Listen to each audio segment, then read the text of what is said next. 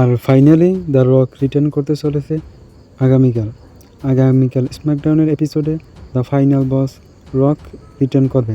তার ইনস্টাগ্রাম অ্যাকাউন্টে সে এটা পোস্ট করে যে সে আগামী স্ম্যাকডাউনে আসছে এবং ডাব্লিউডাব্লিউ নিজেই তাকে অফিসিয়াল করে দেয় যে আগামী স্ম্যাকডাউনে দ্য রক রিটার্ন করছে। দেখা যাক এখন সে রোমান রেন্সের বিপক্ষে যায় না কোডি রোডসের বিপক্ষে। আগামীকাল রক রিটার্ন করছে, এটাই অনেক ভালো খবর।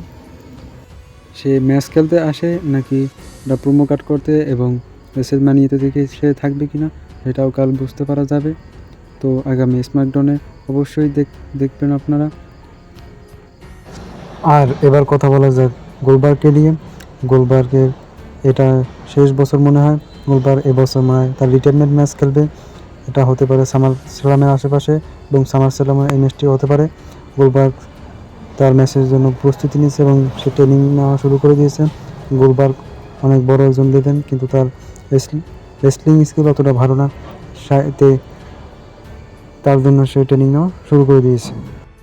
আর লোগান পল মেসিকে চ্যালেঞ্জ করেছে একটি বক্সিং ম্যাচের জন্য। তার ও মেসির মধ্যে একটি ঝামেলা হয়েছে। সে একটা প্রাইম ড্রিঙ্কস নিয়ে এসেছিল এবং মেসিও মাছ নামে একটি ড্রিঙ্কস নিয়ে এসেছিল। এখন লোগান পল বলছে মেসি তাকে কপি করছে।